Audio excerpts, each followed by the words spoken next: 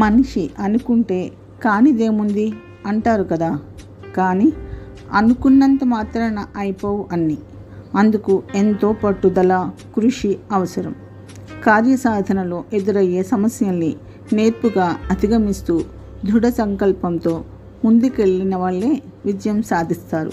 కాలాతీత వ్యక్తులుగా చరిత్రలో నిలుస్తారు. అలాంటి ఓ విజేత కథ ఇది. ఆయన పేరు జీన్ డామినిక్ బాబీ. ఓ ప్రఖ్యాత ఫ్రెంచ్ మ్యాగజైన్కి ఎడిటర్. భార్య, 2 పిల్లలతో జీవితం హాయిగా సాగిపోతుంది.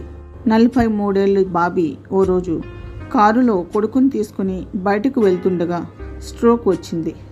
20 రోజుల తర్వాత స్పృహ వచ్చేసరికి ఆయన ఆసుపత్రి మంచం మీద ఉన్నాడు.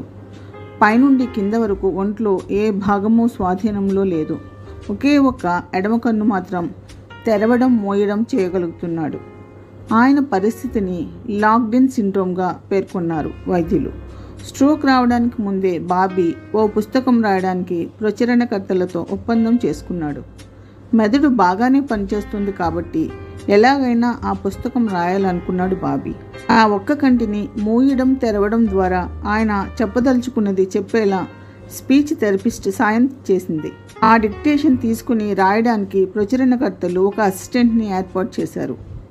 ఏ నుండి జెడ్ వరకు ఒక్కో అక్షరాన్ని ఆమె పలుకుతుంటే అనుకున్న అక్షరం రాగానే బాబీ కన్ను ఆర్పేవాడు. అలా రోజు 3 గంటల చొప్పున 2 నెలల పాటు కష్టపడి రాసిన 137 పేజీల పుస్తకమే the diving bell and the butterfly.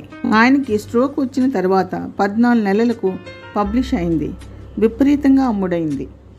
అటువంటి పరిస్థితుల్లోనూ బాబీ చమత్కారంతో కూడిన తన శైలిని మరవకపోగా తన మీద తనే జోకులు వేసుకునేవాడు.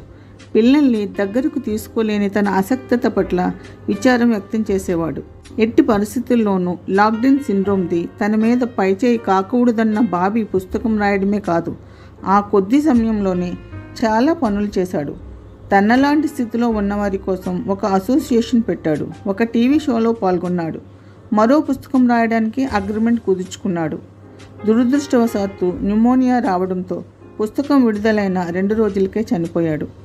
మనలో చాలామందికి జీవితంలో ఏదో ఒకటి సాధించాలనే తపన ఉంటుంది. తీవ్రంగా కృషి చేస్తారు కూడా. ఏమైనా సమస్యలు, ఆటంకాలు ఎదురైతే మాత్రం అధిక శాతం నిరాశలో కూరుకుపోతారు. తమకు అదృష్టం లేదనుకుని అక్కడితో ఆగిపోతారు.